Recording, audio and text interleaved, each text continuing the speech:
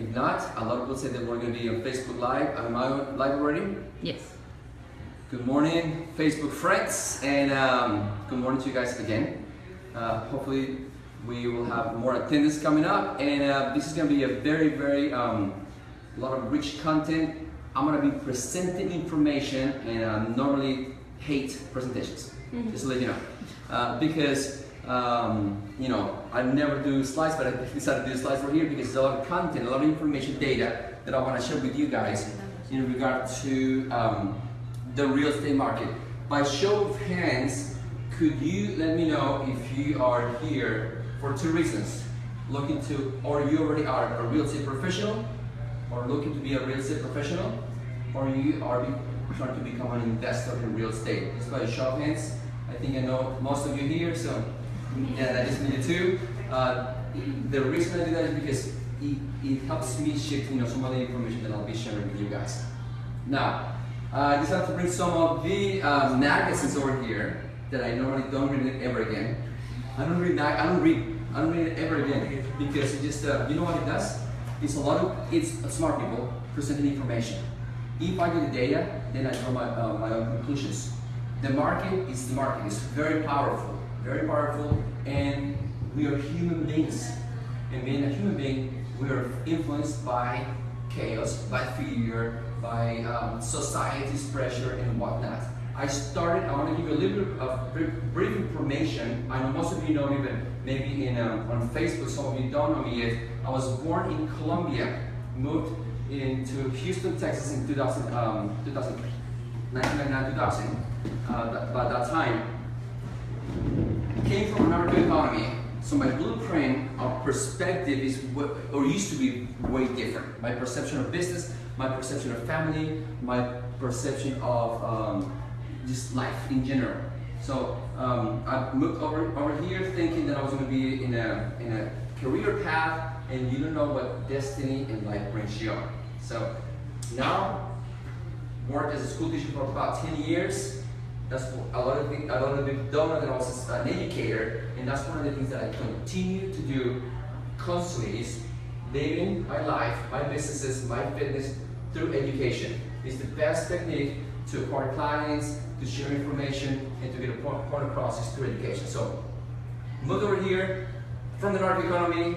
Luckily, my country has changed tremendously, so that's something that I'm very grateful to. The people in Colombia, the government, and the North has not been there anymore. I guess, not being so pushy. Now, the reason I'm sharing this information is because now I'm a full-time business owner, entrepreneur. This is my passion, and happens to be in real estate. Real estate is just a portion of it. Real estate is only a small feature of what we've been doing in the last 8 to 10 years. Now, going back to the human behavior and my background of education, I decided to put these slides together because a lot of people don't have some sort of access to certain data. We do have access to some information because we're members to the MLS, we're members to certain associations, and this is where we work on. This is the dynamics and the language that we use constantly. What I mean by that is like the information that I read on The Economist, Nightmare on Main Street, the horror underlying America's housing market. Fortunately, I think it also has another one right there. One of my favorite magazines is called Tierra Grande. This is one of the ones that I probably could be hooked. It's called Wired. It's a tech magazine, and obviously Time magazine. You can read from politics to sports to economics, whatever. At the end of the day, it's what you do with the information. What I notice is that it does very little to my business. The data does, because it helps me understand consumer behavior. It helps me understand what people are going to be probably doing within the next 2 days, 5 weeks, 10 years. To anticipate. That's the only purpose to have these presentations. We can anticipate for our decision-making process. Whether you're becoming an investor, whether you're already a savvy investor in real estate, a developer, whether you are becoming a real estate professional. What I mean by a real estate professional is not necessarily a licensed person who is able to represent buyers and clients in the market. So I put this slide together, and before I begin with all the data and the information, I like to do what I call the reverse engineering. You always go from the macro and you bring it down to you. You bring it backwards. Then you will be able to anticipate and understand, hey, there's an opportunity here for me. Am I going to become an investor? Am I going to become a builder? This is where possibly could be an opportunity for me. So I want to go and I want to begin with Texas. This is where Texas and the US. I want to be doing a parallel between information between Texas and the United States. This is a very important graph because I'll start with Houston. This is where we live. Houston, everybody says that we are so attached to the oil and gas. Some of the people know we're not. We're a diverse economy. We don't depend on oil anymore. But guess what? Where there's human involvement, human interaction, and money is going to have an effect on other sectors. So in this case, don't be worried. If you're on Facebook Live, if you want to have the copy of this presentation, just send me a comment or send me an email, and I'll be more than glad to share the entire information. These are graphs that are public, and some others are not. Some others come from our own platforms. If you look at the graph right here, housing prices from 1993 all the way to 2015. What we're trying to understand over here is two things. A lot of people have told me, hey, I think we were on a bubble in Houston, Texas, or at least in Texas. We're in an economic housing bubble in residential real estate speaking. Why people do they have that perception? It's because my neighbor listed a house, because I saw a sign and I went on HR, I went online, and I keep seeing the prices going up and up and up. From 2012, right after the economic crisis, because we have to remember that we have lived crisis on 2007, 8, and 9, and Texas was the only state that was able to develop and come out of the depression actually to an outstanding economic performance. We can look at it right here, but also as you look at the progression of the numbers over here with the recount has been very attached. You see, the recounts were very low between 1991 and 1995, yet the housing prices were also very steady, very low. Then we saw a huge drop, a huge increase from 1999 all the way to 2007, and housing demand. This is a very fundamental response to something called supply and demand. In order for you to understand, if we live in a bubble, if we're undergoing under economic bubble, economic numbers for real estate prices and the housing, it's very simple. Supply and demand, inventories, and economic factors like labor cost, materials, supply. All of these factors, if you remove the human behavior that all of us have in ourselves, which is the perception that we can buy something today and sell it for a higher price in the future.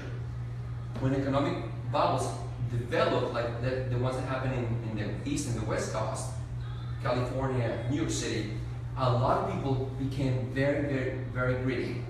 I'll buy this right here, I don't care the price of my neighbors, and this is just a no-brainer. And so this is what Warren Buffett predicts. He actually does.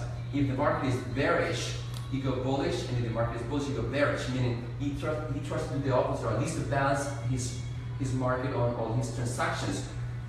So when the consumer confidence is higher, people start buying more, in low interest rates, low inflation, the ability to obtain financing, create all these scenarios for people to go and start possibly increasing an economic bubble that is away from the economic fundamentals. The economic fundamentals is like, lumber is more expensive, this guy costs me more because there's less availability for my workers.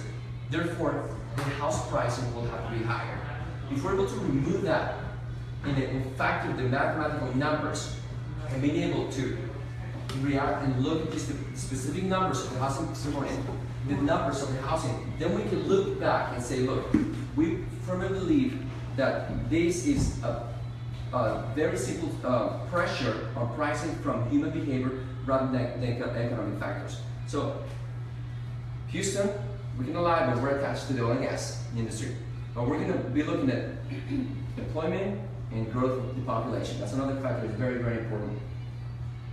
Then we have, when you look at this map right here, maybe you can see it here. The green, the yellow, and the red. The green represents a non-explosive. They call explosive behavior is for some cities having able to increase pricing right above the economic fundamentals, not yet reaching the levels of economic bubble. I'm speaking of the housing, residential. I'm not speaking about commercial. I'm not speaking about multifamily, agriculture, and retail. If you look at the map right here, all across Texas, the yellow represents the areas there's some risk of becoming a bubble. If you're looking at Houston right here, Beaumont area, all this Houston, then we can look up.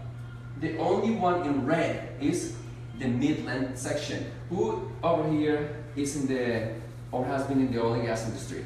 I know you have to.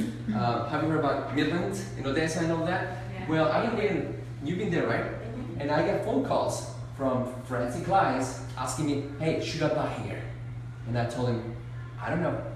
I don't live there. I don't know. I will have to analyze. You know why I tell people? Because just I can look at the numbers. I can access the MLS, and I can say, oh, about 5,000 homes being selling, and it's going to continue. We all know that trends don't last forever. Just go up and down. The trend is your friend. The question in place is when to enter and when to exit. Actually, I'm a big believer doing the opposite. Totally the opposite. This is me. It doesn't have to be you, because I've met people, clients, and friends of ours who purchase on the uptrend right at the top of the bubble, and they're still fine. They still claim gains on the closing of the transactions. Yet, some people lost some money, but not these stories that I've heard, like in California. People that completely upside down. When I say completely upside down, from a million to half a million, and I've been able to pay out the loans and whatnot. This is strictly in residential. So this is a good map to understand that obviously when you look at the map, all the yellow is or the red counts are also the main offices for the oil and gas cities. We're going to talk about population because it's another factor over here, very, very important. Now, I want to step up for a second. There's an article that I read on a magazine that says some states still lagging after the Great Recession. They decided to compare how Texas has been able to come out of not come out of the recession, but not only that, they've been able to become one of the states leading the economy GDP, leading the economy pricing, stability, and adding numbers to the workforce, to the non-farm payroll employment data, which is very important for trading, for economic data and whatnot. So we're going to look at some states. The reason we're going to do the comparison is because it'll help us look at some of the numbers for Houston and for Texas in general. This one outlines the percent change in non-farm employment versus housing prices. Okay, it goes all the way from, if you look at right here, the quarters from 2015 and the peak numbers. Now, Texas has been most of the times on the negative as far as the housing pricing. Now, non-farm payrolls, when you look at the numbers here, 17.7 increase in non-farm payrolls. Houston and Texas in general became one of the #1 employers of all kind of professions in the country. So with that being said, has put other states like Alabama, New Jersey, New Mexico, Mississippi, Michigan, still facing a lot of negative numbers, not being able to recover, and actually people moving out of the states to come and occupy the workforce in Houston, Texas. That's what we call the local not the local yet, natural migration, state natural migration. Good morning, friend. Welcome. Good morning. So with that being said, population plays a big role. People tell me, I think the economy is not going to do well. I think this, we are opinionated. Human beings, we look at the numbers, we hear the media, and then we draw conclusions. At the end of the day, it's what we do with the decision-making process on to residential commercial, multifamily, retail. I want to give a little bit of an overview on to the one I saw by the numbers, and I think is the only sector that is being actually hurting today, so today's markets in the real estate. So this is very important to understand that a lot from 2012, all of these states right here have not been able to recover. And a lot of people that used to live there, they live now in Houston, Texas. They moved here because of employment, because interest rates, because availability for housing, opportunity, education, and whatnot. So Texas became, from 2012 all the way down to here, one of the most favorable states to come and do business with. Not only because of the oil and gas. Now we will have to understand the role of the oil and gas. I went and saw an economist from Texas A&M speaking and saying that the outcome of the downturn of the oil and gas and the energy sector was actually going to happen, or not going to be able to be seen until beginning of 2017. So he was probably right, because not until now, the numbers for the first time that I'm about to share with you, at least in the residential, and excuse with a lot of my commercial real estate brokers over there, but you also live in houses too. We all live in houses. So residential is very important, right? Some people say, no, I only care for retail, I only care for agriculture, industrial. I care for everything. At the end of the day, we human beings are the ones that occupy all these spaces. So residential numbers is a very, very good starting point to analyze if this is a good sector for you to become a real estate professional or an investor, or simply just buy a house in Houston. So I wanted to show this right here from 2005 to 2015 that Houston has added above the US levels. Everything on all economic data, Texas has been above the US levels on employment, on GDP, on non-farm payrolls, on production of goods and services. And we're going to also see in a second that Texas is a state of service. There's a lot of very, very little things being manufactured and produced in Texas unless it's agriculture. And we continue to this next slide right here, which is the domestic migration. This is the number one reason why Houston market housing residential continues to be healthy. Why? We have people that moved here. If you look at these numbers from 2005 and 2015, 1.4 million on domestic.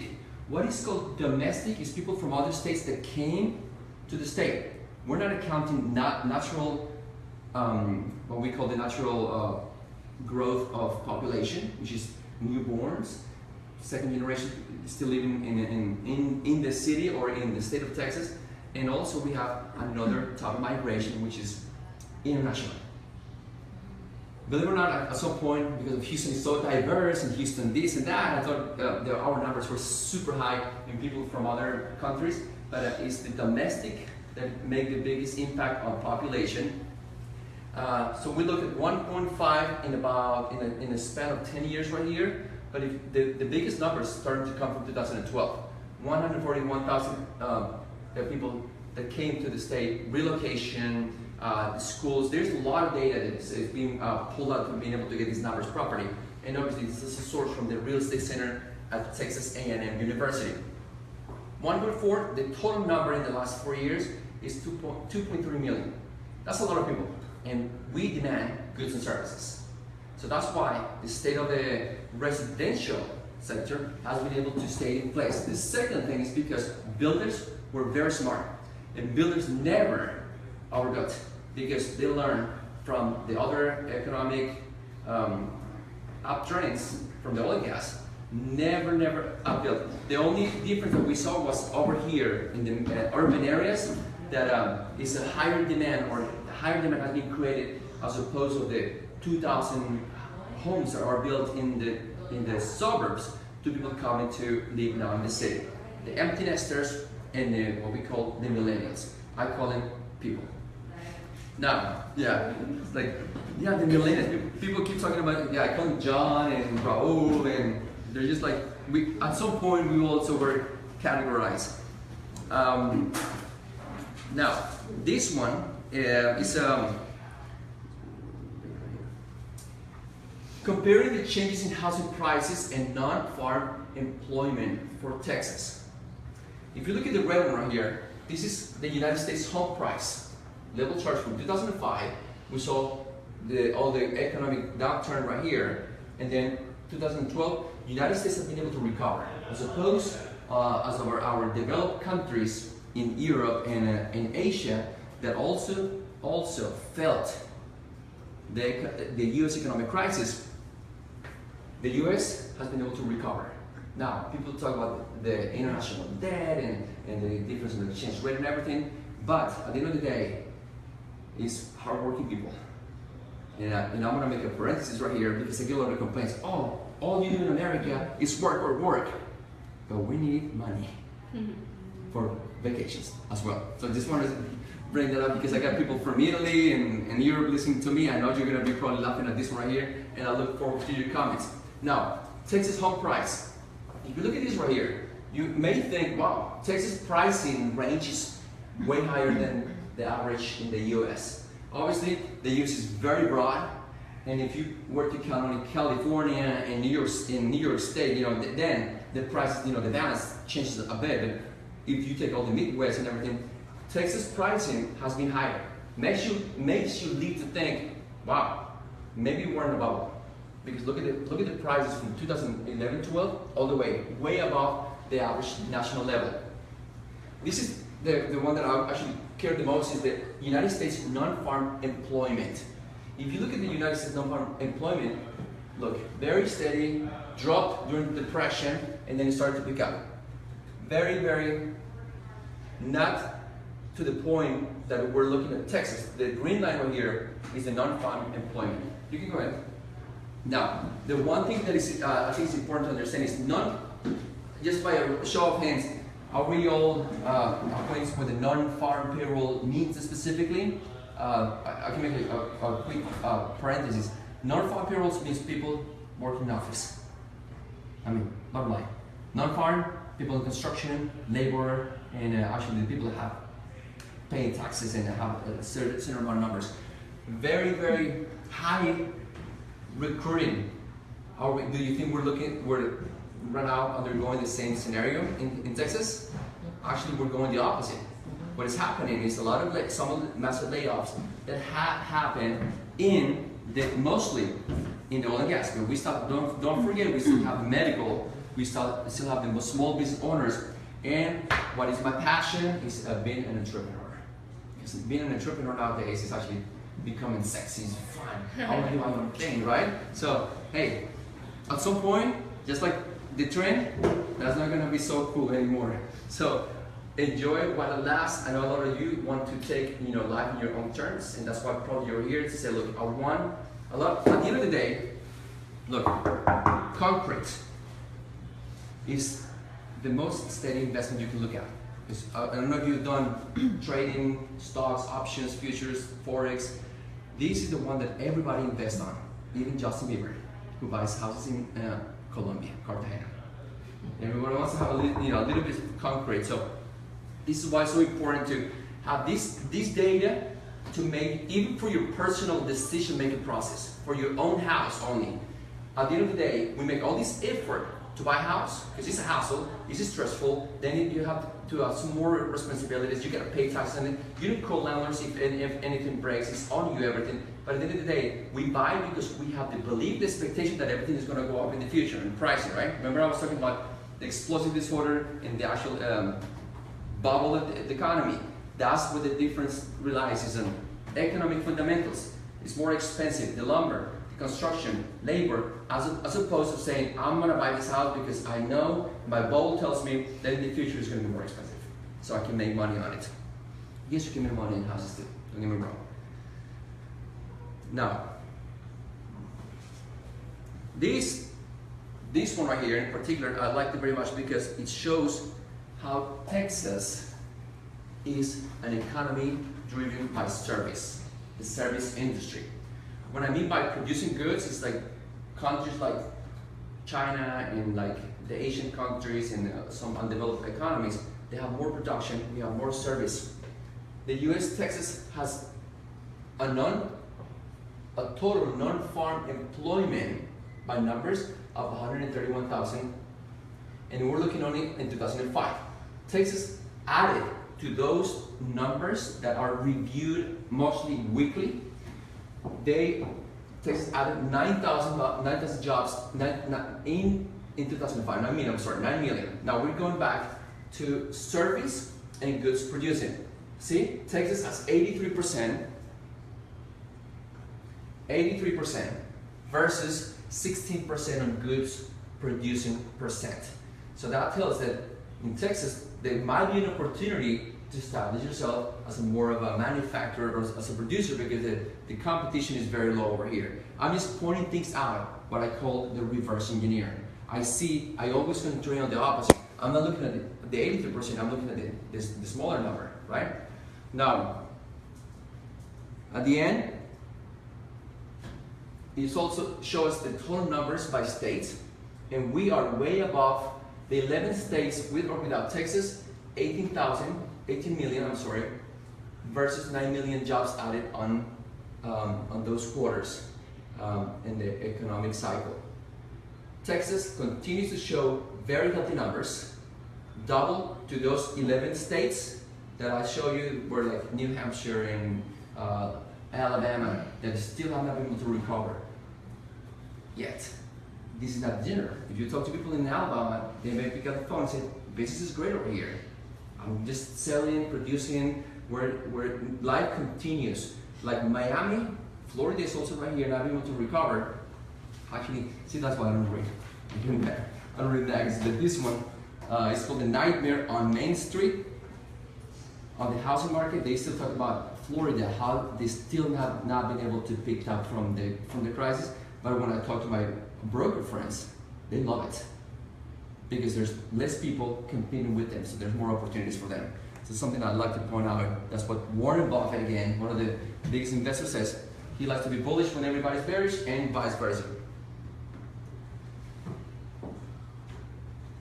I'm gonna play a video over here from our chairman and the Houton Association of Realtors. This is the most recent report.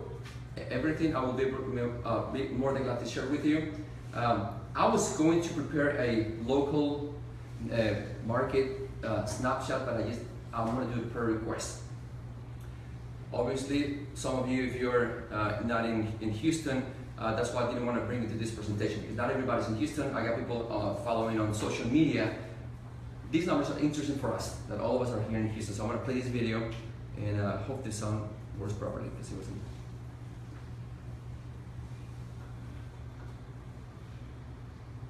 If I turn on this thing, it probably will work.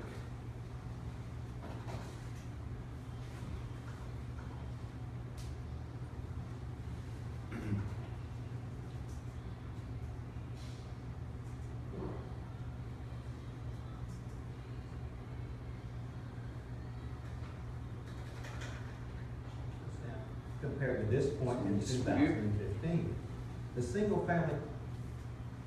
Hello, I'm HAR Chairman Mario Arriaga with your Houston Housing Minute. The Houston real estate market experienced its first sales decline in 6 months in July. A total of 7,204 homes sold in July compared to 7,898 a year earlier. That's a drop of 8.8%.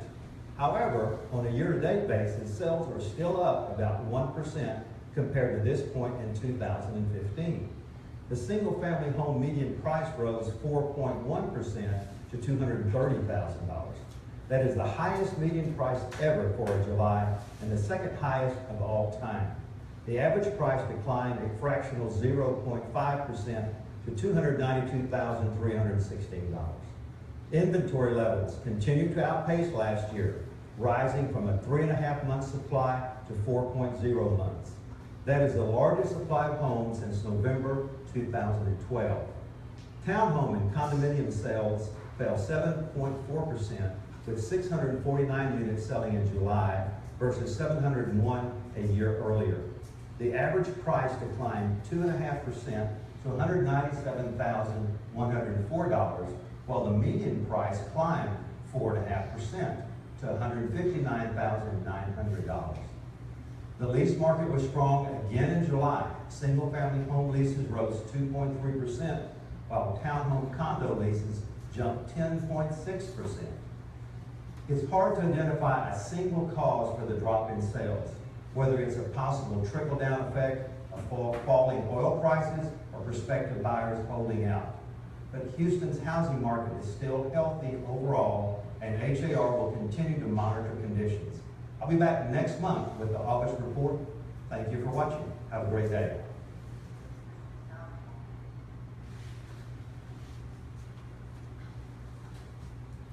Okay, look at these are the numbers right here. They just spoke, right? Some of you are in the real estate already. These numbers are probably familiar for you guys. Some of us, some of you have no clue that these were actually happening. He mentioned that for the very first time, the market dropped 8.8% in sales from about 7,800 units to 7,200 units. That's what I tell my realtors. Is like there's 7,000 units being sold every month. Do you think you can sell at least 0.01% of those homes? That's what I tell my fellow professionals. Yes, the activity continues by scale. Now, having a drop of 8.8 compared to the prior month, compared to the last year, we're still last year. That's when the economic downturn began and people became hesitant on the real estate market. Not until November, December, we were able to look at. Number one, we're still healthier than last year. We're still selling more units than last year. What are we looking at over here? Number one, we saw in the report decline of numbers, right? Who remembers like something that got stuck into your head as far as like pricing or percentage, something that you caught your attention? Anyone? No? The median price and the average price. Two different things, right? The average price was lowered 3%. A lot of the home buyers are still wanting to go and list their homes and say, my home is this much and I think I can get it for this much. The inventories, as you were able to see, for the last 3 years, we're averaging 2.1 to 2.2 months worth of inventories for the last 3 years. Now we're looking at inventories for the first time, 4%, almost at the national level, which is 5%, which means 5 months of supply, and then we have no more homes to sell. We were on the 2-month supply. So from 2 to 4, it's double the amount of people trying to sell their homes, and it's evident why, because some people are not able to sustain the mortgage payments. Some people maybe got transferred to another country and they're forced to sell, or maybe people think if you're selling on today's market, it's because you're forced to. Because you know you're in a downturn of the economy and it's a buyer's market. So it's always balance it out. What happens is, oh, but this is awful, it's an awful market, real estate. I'm like, it's awful if you're selling, because if you're buying right now, interest rates are still low. We're still enjoying a lot of the non-highly regulated conditions of the lenders to allocate funds and money. Third, being able to actually negotiate and have contributions and have some sort of a more fair game into the negotiation process. We lived for 3 years, sellers ruling the market, asking for what they wanted because they had, the demand. Now it's flipped, which is called the law. The market is actually more powerful than gravity, and it's not even driven by human behavior.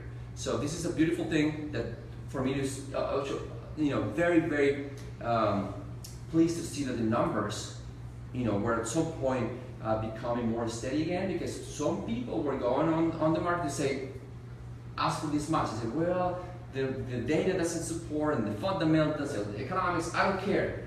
There's people that want my house and I want the most out of the sale. Well, 1 year ago, you wanted the opportunity to do so. Nowadays, we have a more balanced market, more, in my opinion, healthier. The second portion of it is that you have to remember that everything that it was output, everything that developers, people that became builders in the last 2 years, investors in the real estate arena, only were occupied to serve the middle income and high income market. So everybody that were on the 200 to 250 below were not able to buy houses because there were no inventories. We're not able to. There were no new homes being built at that price range. So right now, when we look at the data, and people are buying houses right now, we're still looking at. Yeah, I think you mentioned earlier to me, 2 to 3 days on the market. We looked at it is because if the price range is between the 150 to the 230, the property prices on the price range, those properties are going off the market really quick. The people that were unable to buy properties for the last 2 years, now they have healthy credit, they have the opportunities, and they're doing so right now. So that's a good trend for people that are looking at the fixer-uppers or the remodeling and selling later on for the investor perspective. That's the market that we probably are looking at. Everything that's about the 350,000, which is the market the major that we sell, the 400 and the 800,000, is become more static for only one reason. Now properties are going back to the levels of staying in the market for 3 to 4 months, not 3 to 4 days. A healthy market is 2 to 3 months when you place your property in the market for sale. Now we're going back to those terms of negotiation. Now the one thing that I like to mention is when you look at the townhouses, which is the majority of properties around town because of the scarcity of land that forces people to buy in smaller lots and actually build vertically to maximize the size so they'll be able to get your rate of return. These properties are now being put on the market for lease. Now, we have townhouses on the rental market, and we have, how many of you have seen apartment complexes being built in the Houston, Texas, by show of hands? All over the place, right? It's insane. You're like, oh my God. Well, there's people. There's people in Houston. So that's something that they're not going to be hurting, but 3 of the biggest developments stopped last year. They did not continue, even though other 3 continued to do so, even some of the what is considered the high-rise condominium market in the downtown area. Rentals. You have to remember that. Rentals. Very few options for people that actually want to purchase units in the condominium area. Rentals are going back again, but the difference is like when you have more inventories, what does it do to the price? Stimulus to the downturn, right? So nowadays, 10.9%, I think that's what the number was, for increase on rentals on townhouses. I cannot pay my mortgage, I'll put it on the market.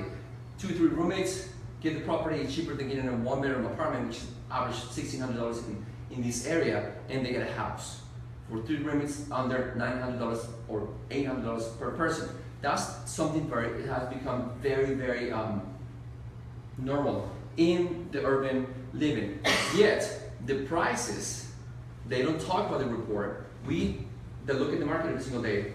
The price have gone down because there's more inventory. So if you're looking to rent your house right now, your townhouses, you're not going to be looking at the same numbers that this oil and gas company will come and rent your house for X amount of money, with the ability to break the leases at any given time. Now, this is a graph just showing the new listings. It's very important to understand that this is another number that we'll look at. New listings decrease from 5.9% to 2,000 units, almost 3,000 units in the month of July, okay? What happens is schools, right? People mostly place their properties for sale right before the summer hits because people make a big decision to buy the house depending on the school district. This is the majority of the times used to happen only in the suburbs, but now it has gone back to the urban areas because the school districts have been investing a lot of money in making the schools over here great.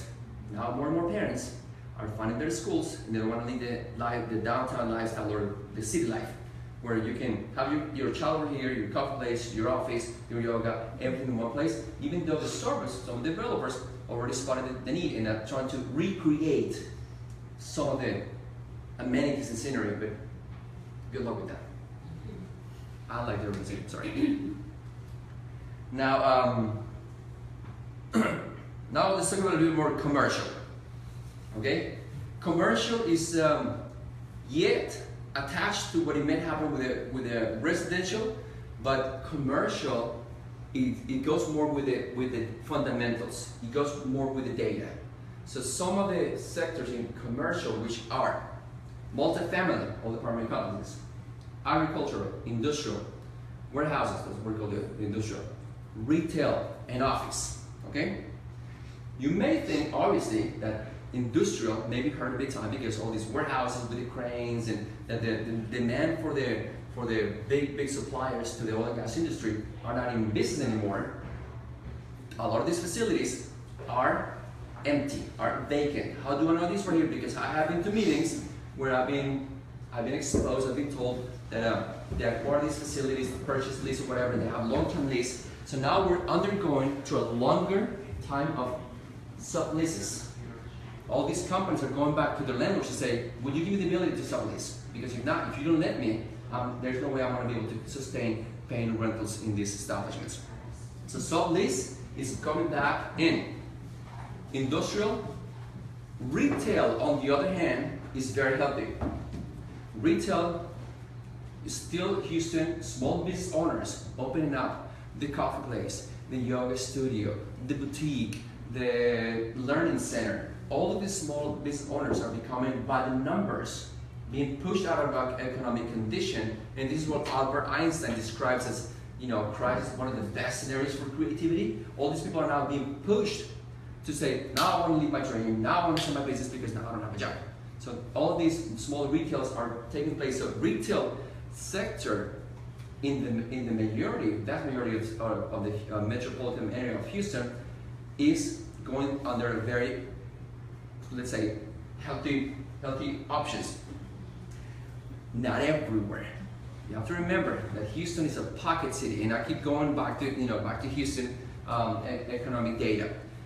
So fixer-uppers, I'm going to make a very, very quick right here overview. This article talks about what a good business is to actually go into the office space and remodel office space. Because now we become spoiled and we actually want to live life. We don't want to wait until 5 p.m. to go into my house and go do a little bit of fun. We now want to do it in the office. That's actually the reason we created this co-working office space. A lot of the contractors have been hired to say, look, come to my office and redesign and redo something, because if not, my renters or my employees, because talent recruitment is very important, and then people are going where they think they belong. This is the new trend. This is the new way of, this is where we are reshaping the workforce. So fixer-uppers for office space, making it more engaging, more of an experience. Yet, I believe they're going to have a challenge because putting nice paint and a nice chair, that doesn't do it. Now that we own a co-working office space, it's a lot of work to create culture and to create community. Day in, day out, minute by minute, hustling Sunday to Sunday. So good luck with them, but this is an opportunity for a business perspective to say, oh, come in and remodeling the office space. Why do I go back to the office space? This is one of my areas of passion and expertise. All of these companies that were in the oil and gas business ended up with no business the next day. That's what they call the midnight hour or something like that. The landlord comes in the morning and there's this, there are laptops, there's everything. There are all kinds of furniture, there's no people. Oh, the 5 to 10 year lease, goodbye. So landlords are left out with all this square footage on the office space. Now looking what to do with it. So subleasing is becoming another option, and at some point that's going to create pressure on large spaces. Small business owners and people are looking to have their own practice. It's becoming more and more and more by the days. Independent contractors, people that want to live life on their own terms, entrepreneurs, creators, designers, consultants, maybe are looking for shared economy, shared office space, right? Like us. We're just happy to say that we're one of the pioneers in Houston. Now that we created the co-working, but we have come to the place to add our portion, being Colombians and being people that actually haven't been in the U.S. our whole lives. Now, this one is showing, because I was going to focus more into the multifamily. This is a very general overview, because each individual sector has so much data, so much content, information to share, that a lot of the times we'll see professionals only become experts on that arena, office, only retail, only residential in the suburbs, only residential in the urban areas. The more specialized you become, the better you're going to be able to serve your family, clients, and yourself. Obviously, office is one of my gears. I decided to post this one right here, and it's showing by Houston the number of construction of new buildings or percentage of inventories on office space. What we're looking at right now is that for the last 3 years, Houston has the largest square footage inventory, because 2 to 3 floors, and I'm working right now with a client that this is one of the stories. They're occupying a space that was occupied by an oil and gas company, or a company was servicing the oil and gas industry that could not keep up with the greed. Banks were lending, low interest rates, this is going to last forever, here's the money, hire people, spend money. The one thing that I was actually really concerned was the entertainment industry, because as you may be aware, Houston is one of the cities with the largest number of restaurants in the country, 2,000 plus in the entire city. So if it's for dining, we got options, right? But are these restaurants going to be able to keep up? Because a lot of these restaurants are very nice, and the initial investment was very high for them to obtain an internal rate of return, or at least an ROI, as soon as possible once they open. What we noticed is that a lot of people that were forced to leave the workforce have chosen to stay in Houston. Great place to live, cheaper, and economic conditions back in their states or back in their home countries are not as favorable. They have chosen to stay here because their kids are already been here for 3 or 4 years in the schools. So that's one of the factors that we look at is population. To me, as long as you have people, you have business. Bottom line, you choose what you want to do. I decided to do this talk because some people are in the real estate industry as professionals. Some people are wanting to become real estate professionals or licensed, because you don't have to have a license to do real estate, but it makes you a person who can serve others and many others. People are looking to possibly just buy a house, understand better the trends of what may become, because trends come and go, and we're only left out with regrets. And I prefer to say, I lost. That's me. So I'd like to finish that with an open Q&A. Question that you may have for me. Go ahead. U/C is under construction, is that right? This one is under construction, right? Currently under construction, and this is a very recent document from CoStar. CoStar is one of the platforms that mostly commercial real estate brokers use to pull data. Questions? See, at the beginning I said I want to become a presenter today, and I hate being a presenter because I never do slides. I like just interacting, understanding what brought you here. I got a lot of people that email me saying, hey, I apologize, but they're on Facebook Live, because nowadays, guess what? We have the internet. People say, you know what? I just watch it from home and I can re-watch it. So go ahead, we'll do it. So it's based on your supply and demand data. What's your forecast for residential home prices in Houston? Okay, so again, I will have to go by pockets, because I can give you a interlude. Now, what is going to happen is the prices are going to continue to drop at least 1% more on the average. You have to remember we have the median, which tells us how properties were built on what range. Oh, the properties were built in the 400s. The median tells you, oh, they were built in the million range. The average, because of this higher supply and the still lower demand on this kind of big houses, they are either going to stay flat. When looking at the numbers, we're about to finish the summer season. For the last 4 years, we didn't have season. It's like December, we were busy. January, we were busy. Every day, we're like contrast. Now we're going to go back to December. Right? Time to chill, to do, unplug the desk and everything. For pricing, if you're asking me what you should do if not to buy a property, this is the time that I'll be buying property.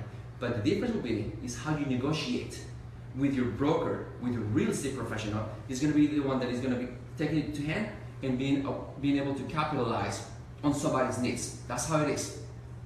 without taking away from their equity. Because some people, we human beings become very greedy, and then, oh, but he's making $150,000 in home. That's his equity. You can't touch. Now, if the market says that it should be here and not here, that's a totally different scenario.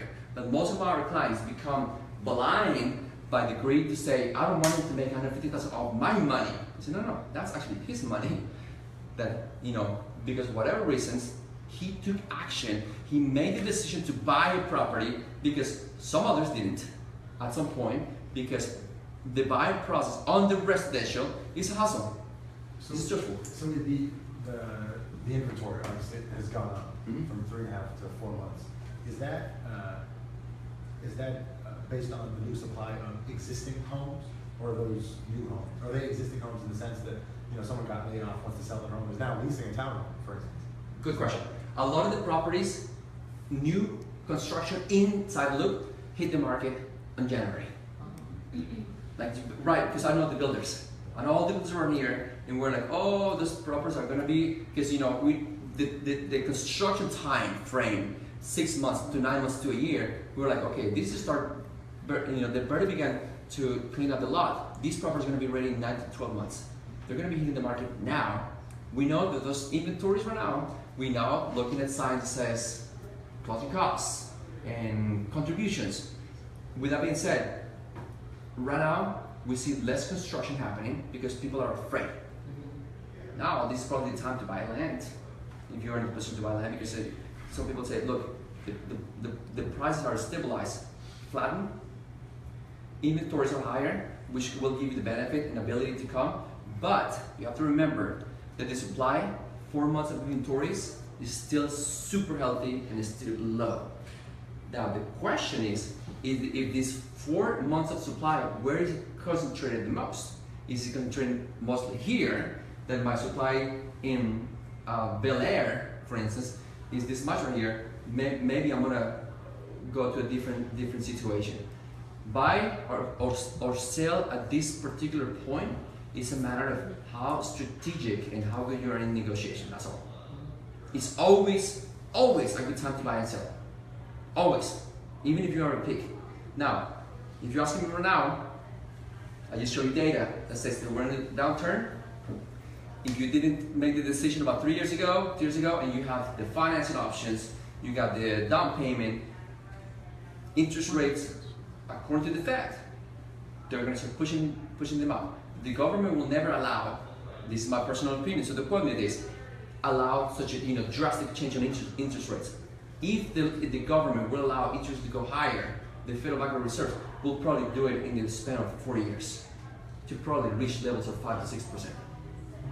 The last 8 years, I've been looking at interest rates because I used to be a forex trader, so I used to look at interest rates all day, every single day, and this is what they do. But they've been fluctuating between the 3 to 5 for the last 6 years. Now, between a 3 and a 6, depending on what you're buying, it's a huge difference. And if you're buying at a 3 instead of a 5, or you're buying or vice versa, will make a difference on your ROI.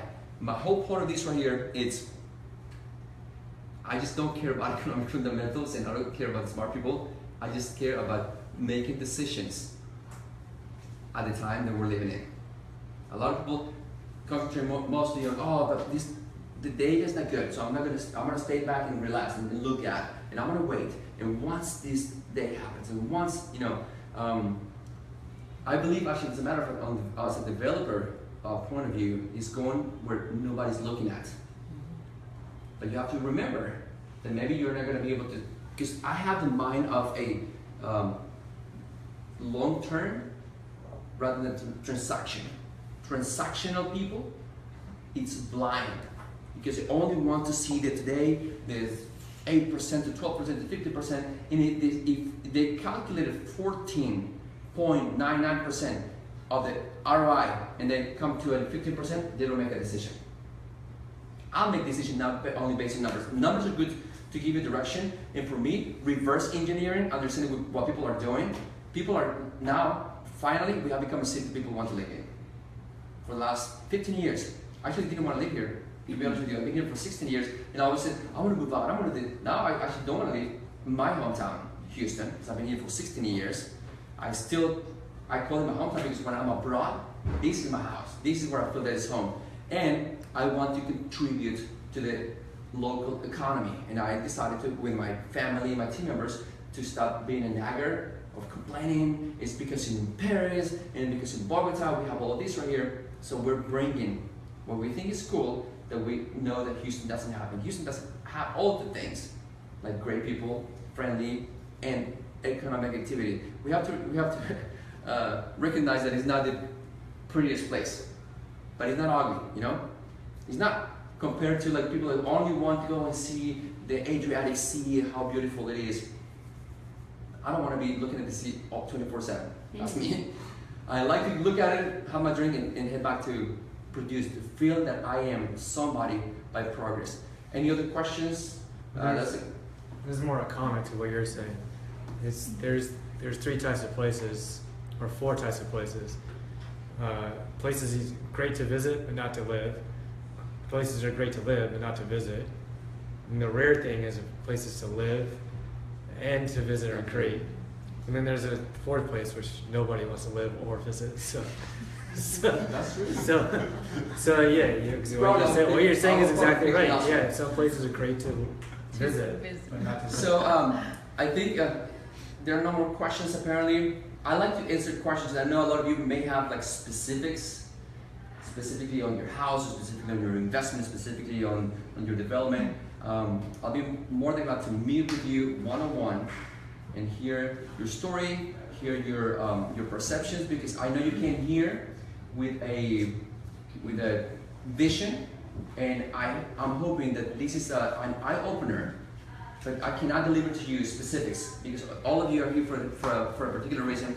That if you're a real estate agent, professional, maybe your approach is totally different. And I'll be more than glad to share this slide with you. I can email it to you. And if you have specific questions to say, I want to become an investor, I like to become a real estate professional, or I already am, and I like to understand the office opportunity you're looking at, or maybe the industrial opportunity that you're looking for, how can we talk? I'll be more than glad to share with you any information, and thank you for coming because lazy you guys didn't come to the office space. And I think this is it. You know, I wanted to make it short and sweet. I'm gonna stay here for open questions if you wanna reach me out, and thank you for coming. Appreciate it. Thank you.